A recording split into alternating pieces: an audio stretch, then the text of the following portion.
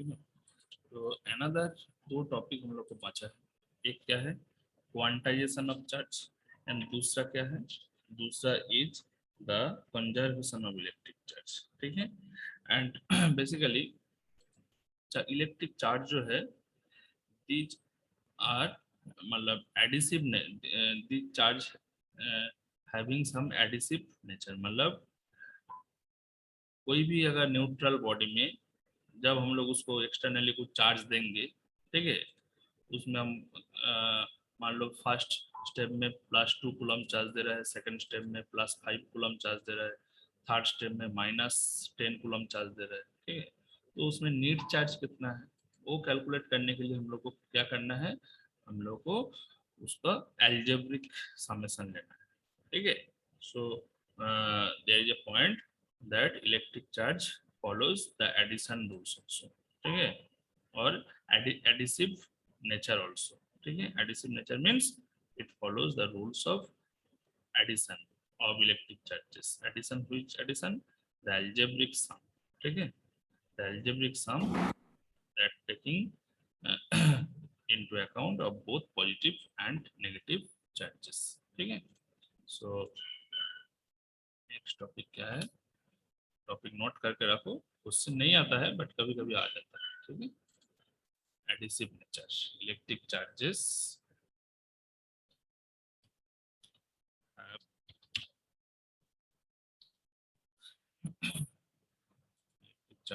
have additive nature. ठीक है। Additive nature. ठीक है। तो इसका मीनिंग क्या है, सपोज एट पर्टिकुलर इंस्टेंट हम लोग क्या जानते हैं, कोई भी बॉडी में total number of positive charges is equal to total number of negative charges, है ना। तो इसलिए at any instant at normal condition the body is at neutral condition. ठीक है। मतलब न्यूट्रल रहता है। जब हम लोग क्या करते हैं उसमें कुछ चार्ज करते हैं, चार्ज मीन्स बाहर से कुछ चार्ज हम लोग उसमें डेवलप किया। चार्ज कैसे डेवलप करेंगे, बाय डिस्प्लेसिंग सम इलेक्ट्रॉन्स और बाय एडिंग और by removing some electrons from that body. जब हम लोग उस बॉडी से इलेक्ट्रॉन को रिमूव कर लेंगे देन कौन सा चार्ज प्रोड्यूस्ड होगा, इलेक्ट्रॉन रिमूव करने से पॉजिटिव चार्ज प्रोड्यूस्ड होगा, एंड इलेक्ट्रॉन ऐड करने से कौन सा चार्ज प्रोड्यूस्ड होगा, नेगेटिव चार्ज प्रोड्यूस्ड होगा। क्योंकि इलेक्ट्रॉन का चार्ज क्या है, इलेक्ट्रॉन का चार्ज नेगेटिव है। E इक्वल टू लोग क्या जानते हैं, E इक्वल टू कितना वैल्यू है, 1.6 इंटू 10⁻⁻19, है ना, 10⁻⁻19 कूलम। ठीक है। उस दिन कोई एक जन हमको व्हाट्सएप में भेजा था, सर चार्ज फोटोन का क्या है। तो हम लोग जानते हैं क्या, इलेक्ट्रॉन का जितना चार्ज है same amount of charge photon है, बट इस चार्ज का नेगेटिव क्या, इस चार्ज का नेचर क्या है, नेगेटिव चार्ज, और फोटोन का चार्ज क्या है, पॉजिटिव चार्ज। ठीक है। बट दोनों का वैल्यू क्या है, दोनों का वैल्यू सेम, सिर्फ डिफरेंस क्या है, difference is the mass. Electron का मास जो है एंड फोटोन का मास जो है दोनों डिफरेंट है। ठीक है। सो हम लोग ऐसे बोल सकते हैं as we know that electric charge is a scalar quantity, क्योंकि it is not a vector quantity. तो जब हम लोग एडिशन करेंगे then scalar addition means just algebraic summation हो जाएगा। अगर वेक्टर क्वांटिटी होता देन वेक्टर एडिशन करने में हम लोग को वेक्टर रूल्स फॉलो करना पड़ता है। ठीक है। Either it will B triangular rule और ट्रापेजॉइडल रूल, है ना। But electric charge is a scalar quantity. So when we taking into account the overall charge of the body, we have to do the algebraic sum. ठीक है।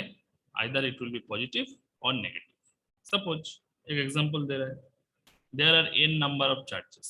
कितना charges, कोई body में n number of charges. ठीक है।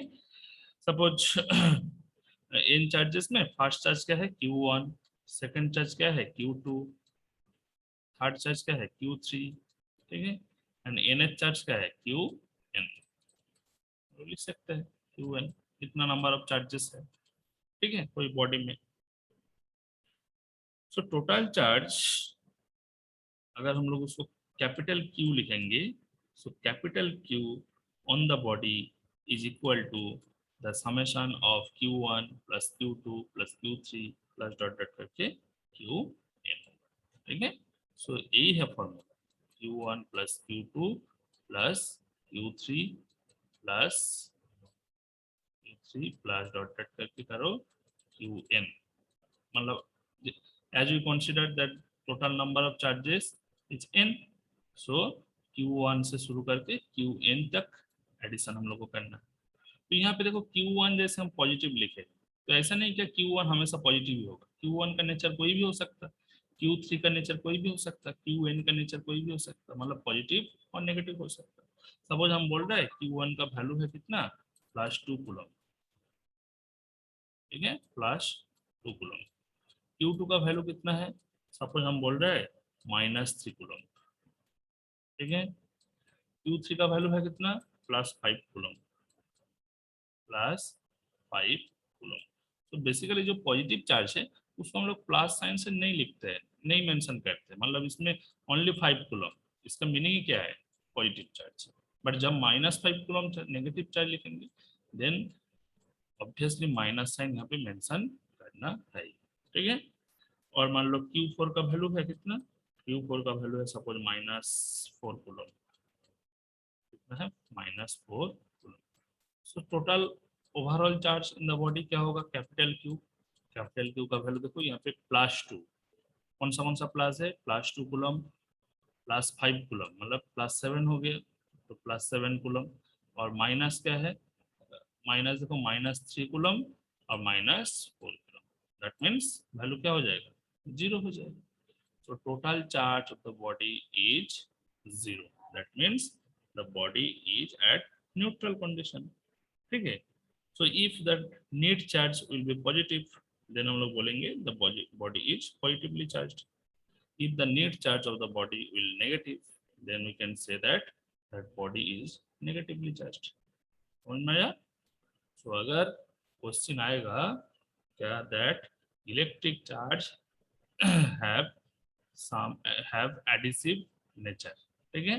देखो यहाँ पे ऐड हुआ, चार्ज का क्या हुआ, एडिशन हुआ, सो एडिशन से आया उसका एडजेक्टिव एडिसिव, ठीक है। तो एडिटिव नेचर जब हम लोग बोलेंगे, वो क्या करना है, तुमको ऐसे एक्सप्लेन करना है। क्या फर्स्ट ऑफ ऑल तुमको बोलना है क्या, as electric charge is a scalar quantity and at a normal conditions total charge within a body is equal to 0, ठीक है। So according to this properties of electric charge, that is total electric charge on a body is equal to the algebraic sum of all individual charges located at different parts of the body. Suppose यहाँ पे rectangle body हम consider कर रहे हैं, तो rectangle body में different particle है, ठीक है, डिफरेंट पार्ट्स है, डिफरेंट पार्ट्स में different particles located at different parts of this body. So इस डिफरेंट पार्ट में अगर चार्ज का वैल्यू भी डिफरेंट होगा, सपोज यहाँ पे है Q1, यहाँ पे है Q4, यहाँ पे है Q8, ऐसे ऐसे कुछ आर्बिट्ररी हम ले रहे हैं, ठीक है। Then total charge of this body that is equal to capital Q equal to the summation of individual charges located at different parts of the body. अगर हम लोग ह्यूमन बॉडी कंसिडर करेंगे, सो क्या है, ह्यूमन बॉडी का different parts में जो charge है उसको अगर हम एडिशन करेंगे, that gives the ultimate result, ठीक है। समझ में आया, तो एक्सप्लेन कर सकते हो। इसके बाद अनदर एक इम्पोर्टेंट टर्म्स है, that is quantization of electric charge, ठीक है।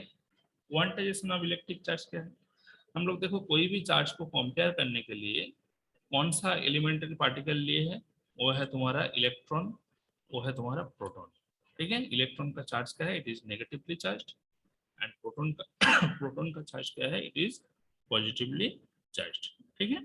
So the charge on any electron और an electron, that is 1.6 into 10 to the power minus 9 coulomb, or the charge on a proton, that is 1.6 into 10 to the power minus 19 coulomb, obviously it will be positive, ठीक है, is minimum, ठीक है, these are the minimum. तो कोई भी maximum value को अगर represent करने के लिए हमको कौन सा वैल्यू के साथ कंपैरिजन करना है, हमको इलेक्ट्रॉन का जो चार्ज है इसके वैल्यू के साथ कंपेयर करना है। अगर नेगेटिव चार्ज कंपेयर करेंगे तो सपोज हम कंपेयर करने चाह रहे हैं क्या, -80 माइक्रोकूलम और -80 कूलम, इस वैल्यू को हम डिफाइन करने चाह रहे हैं। तो डिफाइन करने के लिए सबसे बेसिक यूनिट क्या है नेगेटिव चार्ज का, 1.6 into 10 to the power -19 coulomb. So it is the minimum value. So इस वैल्यू से अगर हम लोग इंटीग्रल मल्टीपल लेंगे तभी क्या है आएगा, 80 कूलम चार्ज आएगा, अदरवाइज नहीं आएगा। सो बिकॉज इंटीग्रल मतलब इंटीग्रल मल्टीप्लिकेशन क्यों करना है, क्योंकि हम लोग जानते हैं जब हम लोग एक बॉडी से दूसरे बॉडी को रबिंग किए थे, ड्यू टू रबिंग क्या हुआ था, basically electrification occurs, and electrification means the transfer of electrons from one body to another body, है ना। तो ऐसा तो नहीं है क्या आधा इलेक्ट्रॉन चल गया, 1/4 इलेक्ट्रॉन चल गया, 3/4 इलेक्ट्रॉन चल गया, ऐसा नहीं होता है। क्या होता है, 2 नंबर ऑफ इलेक्ट्रॉन वहां पर चल गया, उस बॉडी में चल गया। Suppose this body receives total 5 electron, कभी फ्रैक्शन ऑफ इलेक्ट्रॉन रिसीव भी नहीं करता है, कभी फ्रैक्शन ऑफ इलेक्ट्रॉन डोनेट भी नहीं करता है, ठीक है। तो इसलिए हम लोग क्या बोलेंगे, जब भी कोई लॉस और गेन होगा इलेक्ट्रॉन्स का by some body, that should be integral multiple of electrons, ठीक है। क्योंकि the body cannot lose or gain a fraction of an electron, ठीक है। So it is always or it must be an integral multiple of electrons, that is क्योंकि दोनों का charge हम लोग क्या लिए थे, दोनों का चार्ज है पॉजिटिव चार्ज, है ना, सॉरी प्रोटॉन का चार्ज क्या है पॉजिटिव चार्ज। तो इसको भी हम लोग प्लस ई से ही लिख सकते हैं, क्योंकि वैल्यू तो उतना ही है 1.6 इंटू 10 टू द -19, और इलेक्ट्रॉन का चार्ज क्या है नेगेटिवली चार्ज। सो इसको हम लोग क्या लिख सकते हैं माइनस, है ना, minus -1.6 into 10 to the power -19 coulomb. So जब भी कोई मतलब क्वांटाइजेशन ऑफ चार्ज के बारे में हम लोग बात करेंगे, देन हम लोग बोलेंगे क्या, the charge on the body, the total charge on the body is और must be an integral multiple of charge of plus minus e, plus minus e, इसका मल्टीप्लिकेशन नंबर पे होगा। तो उसको हम लोग कैसे लिख सकते हैं, उसको हम लोग लिख सकते हैं कि total charge of the body that is Q equal to plus minus n e, है ना, Q equal to plus minus n e, where this n is known as the integer number, that is 1 2 3, ठीक है, 4 5 etc, ठीक है, and the value of E is equal to 1.6 into 10 to the power -19, समझ में आया।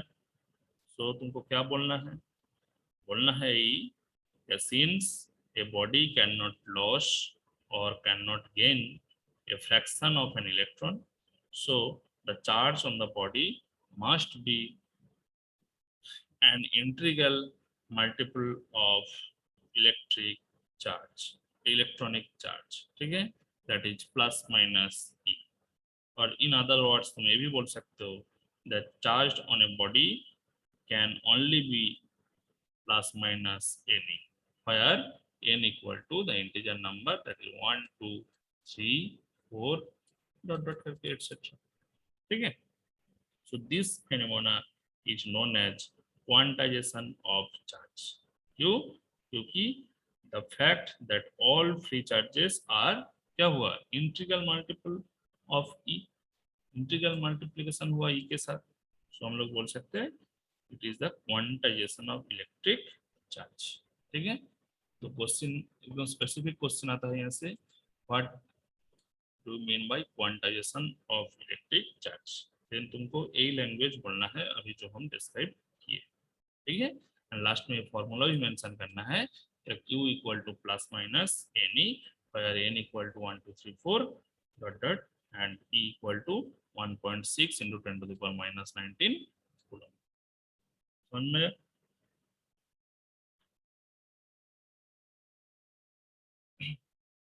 ठीक है, तो यहाँ से एक्चुअली क्या कंक्लूजन निकल सकते हैं? ये जो क्वांटाइजेशन ऑफ चार्ज है, हम लोग क्या पढ़े हैं, it is the integral multiple of minimum charge. क्योंकि हम पहले ही बोले जो charge of electron and charge of proton है वो है मिनिमम है। So quantization of charge means it is the integral multiple of minimum charges, है ना? तो यहाँ से हम लोग क्या क्या कंक्लूजन निकल सकते हैं? सपोज मान लो हम बोल रहे हैं क्या the value of any charge that is equal to 3e 3e। तो इसका वैल्यू देखो हम लोग इजीली कैलकुलेट कर सकते हैं, that is 3 into 1.6 into 10 to the power minus 19 coulomb. तो इसको हम लोग कैसे लिख सकते हैं? 4.8, क्योंकि 3 into 1.6 means 4.8 into 10 to the power minus 19 coulomb, ऐसे लिख सकते हैं। ठीक है, सो पॉजिटिव हो सकता है और नेगेटिव हो सकता है, दैट डिफरेंट इशू। तो यहाँ से हम लोग क्या क्या कंक्लूजन कर सकते हैं? मतलब यहाँ से हम लोग यही बोल सकते हैं that quantization of charge shows that charge is discrete in nature, कभी कॉन्टिन्यूअस नहीं, ठीक है? तो कॉन्टिन्यूअस फॉर्म में चार्ज डेवलप नहीं होता है, it is discrete in nature. ठीक है, बस यही चीज हम लोग बोल सकते हैं ऐसे। ओके, तो देखो दो पॉइंट अभी बताए, एक क्या है क्वांटाइजेशन ऑफ चार्ज एंड दूसरा क्या है एडिसिव नेचर ऑफ चार्जेस। समझ में आया? क्वेश्चन बताओ कोई।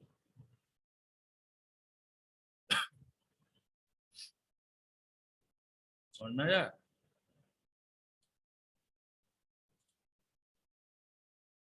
Yes, sir. Yes, sir.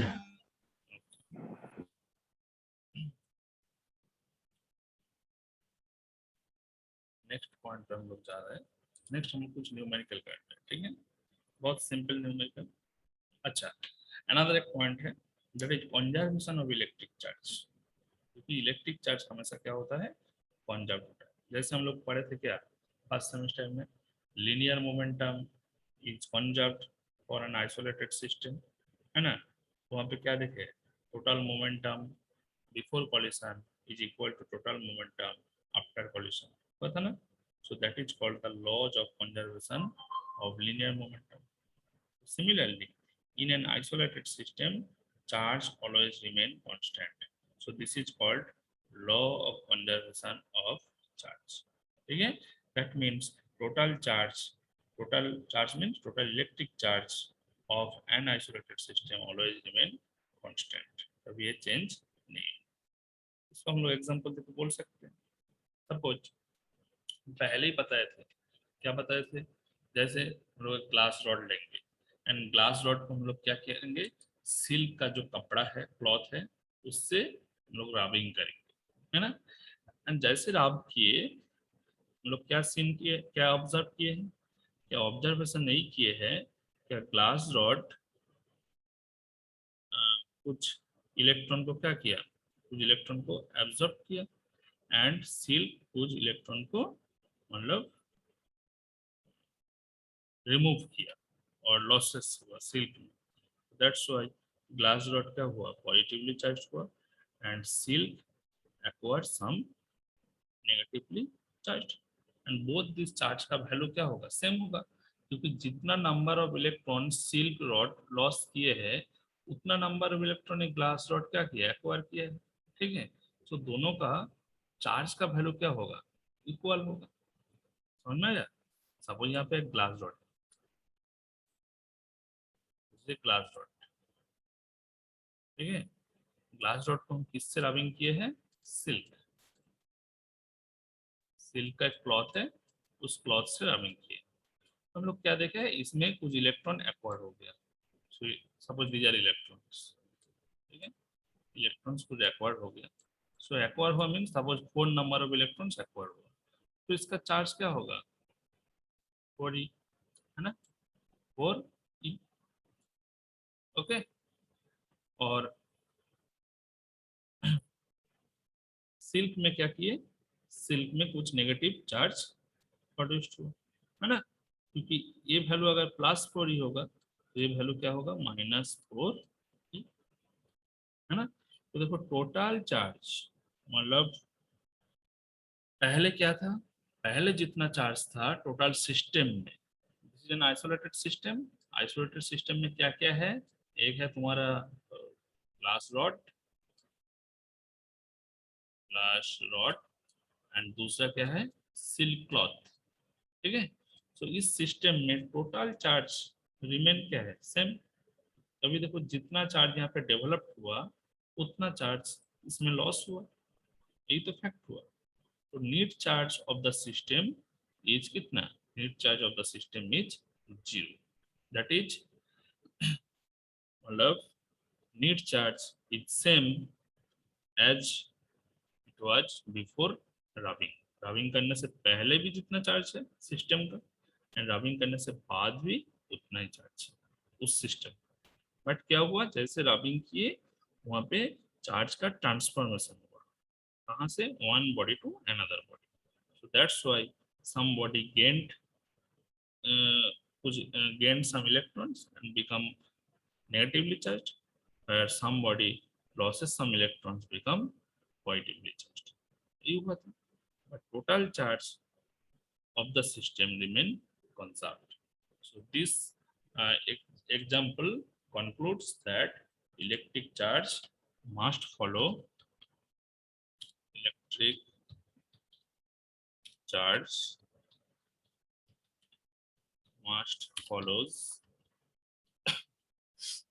law of conservation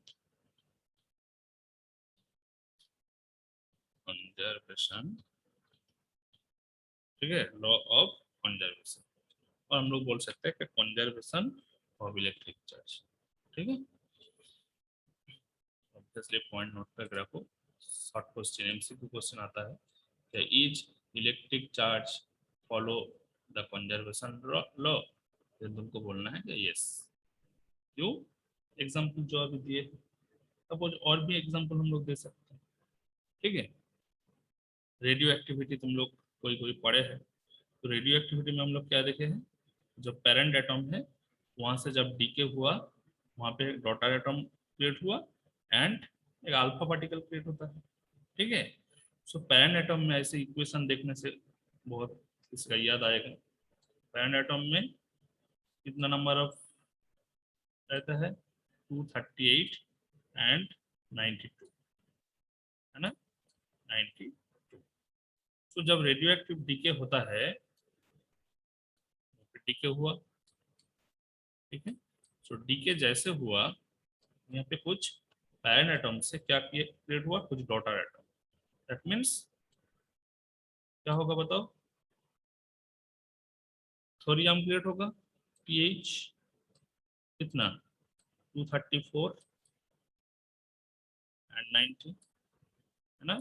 so this is called daughter atom, and उसके साथ अल्फा पार्टिकल क्रिएट होगा, alpha particle means helium 42, helium 4, देखो 234 एंड 4 ऐड करोगे तो कितना होगा 238, एंड 90 प्लस 2 ऐड करोगे तो कितना होगा 90। तो in case of radioactive decay हम लोग क्या देखे हैं, the emission of certain types of radiation हुआ, and that radiation is basically helium 42, that is alpha particle, ठीक है, अल्फा पार्टिकल।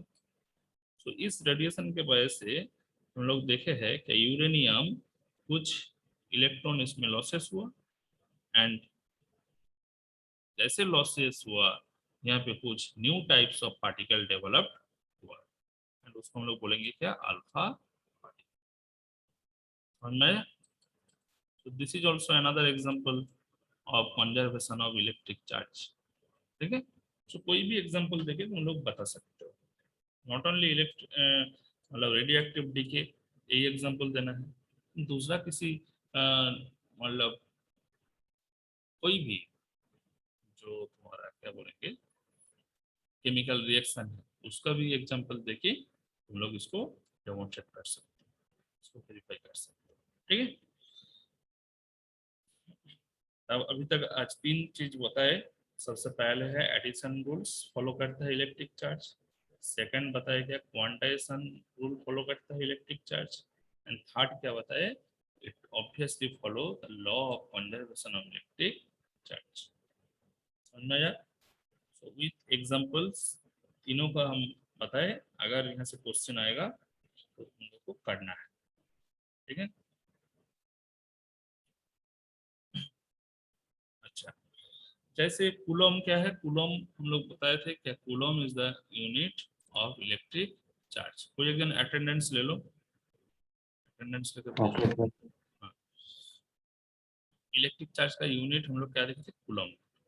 ठीक है, सो इससे भी कुछ स्मॉलेस्ट यूनिट है, that are microcoulomb, that are picocoulomb. ठीक है, पिकोकूलम माइक्रोकूलम मींस इसको हम लोग ऐसे डिनोट करेंगे, जब कोई न्यूमेरिकल करेंगे वहां से ऐसे नोटेशन आएगा, microcoulomb, sorry,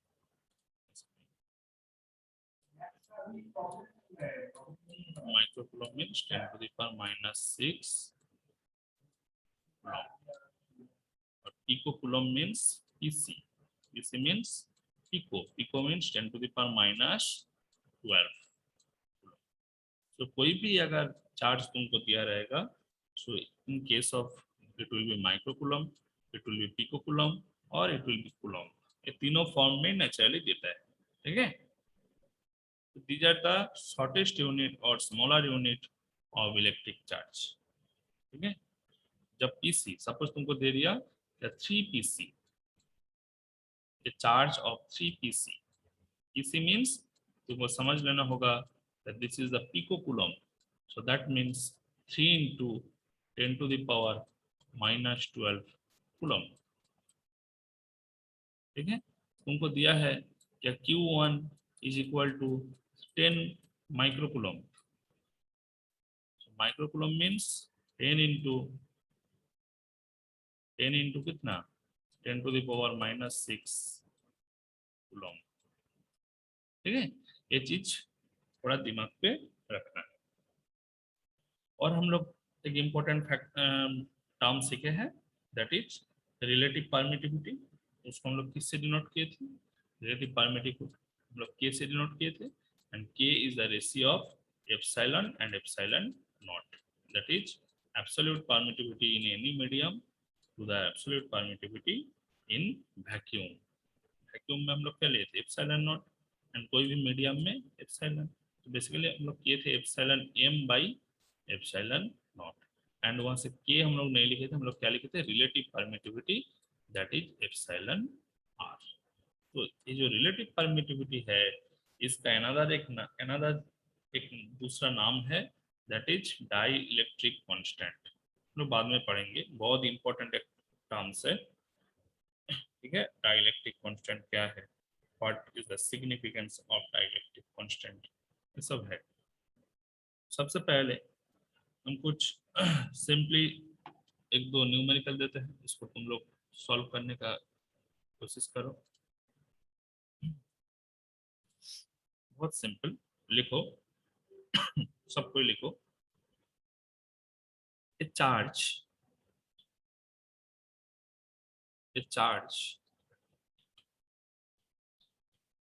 of A charge, अच्छा ऑफ नहीं, ए charge Q is placed, a charge q is placed at the center, at the center, okay, of the line, of the line joining, of the line joining two charges, joining the two charges, okay, bracket में दिया है each of magnitude capital Q, दोनों charge का magnitude क्या है, capital Q। ठीक है, full stop. prove that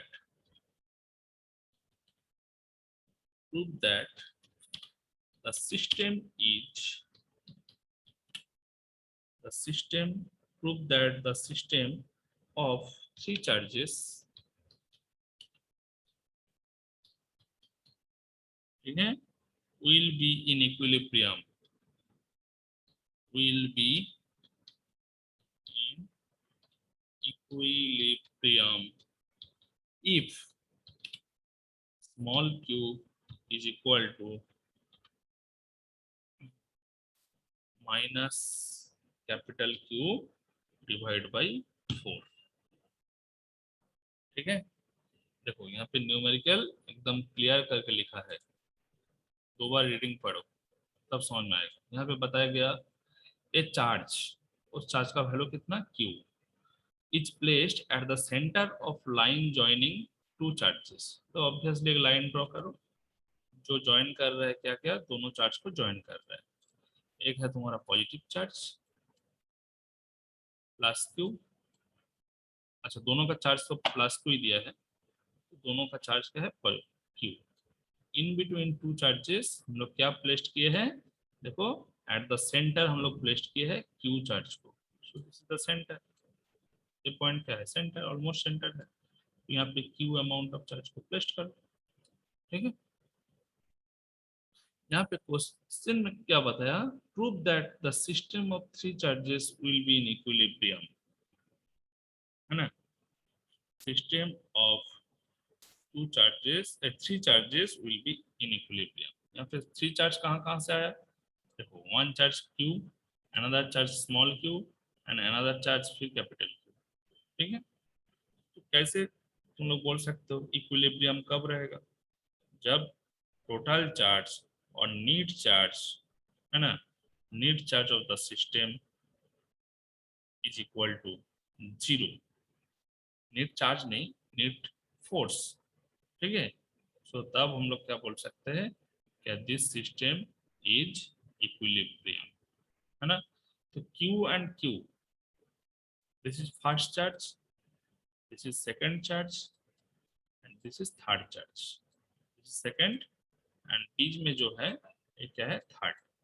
so first and third charge के बीच में क्या होगा, कुछ फोर्स ऑफ अट्रैक्शन रहेगा क्योंकि दोनों, सॉरी रिपल्सन रहेगा क्योंकि दोनों चार्ज क्या है पॉजिटिव इन नेचर, सो दोनों में कुछ रिपल्सिव फोर्स डेवलप होगा। And second charge and third charge के बीच में भी कुछ रिपल्सिव फोर्स डेवलप होगा। ठीक है, सो नीट चार्ज हम लोग को कैलकुलेट करना है। सपोज हम दे रहे हैं this is A point, this is B point and this is centre C point. ठीक है, and A to B this distance let we consider this is 2x, 2x distance consider कर रहे हैं, कभी qx नहीं कर रहे हैं क्योंकि अगर x लेते तब ये डिस्टेंस कितना होता x/2, x/2 कैलकुलेशन में काफी प्रॉब्लम हो सकता, तो इसलिए हम लोग 2x अगर लेंगे तो this is equal to x and this is equal to x, है ना, तब कैलकुलेशन में सुविधा होगा। तो बताओ अभी हम लोग क्या कंसीडर कर लिए, AC equal to CB equal to x, और हम लोग ये भी बोल सकते हैं कि distance between two similar charges that is Q is equal to 2x। ठीक है, so the charge which is located at point A and point C, ये दोनों चार्ज के बीच में कितना फोर्स ऑफ रिपल्सन है बताओ। फॉर्मूला क्या है, 1/f इक्वल टू क्या था 1/4 पाई एप्सिलॉन नॉट,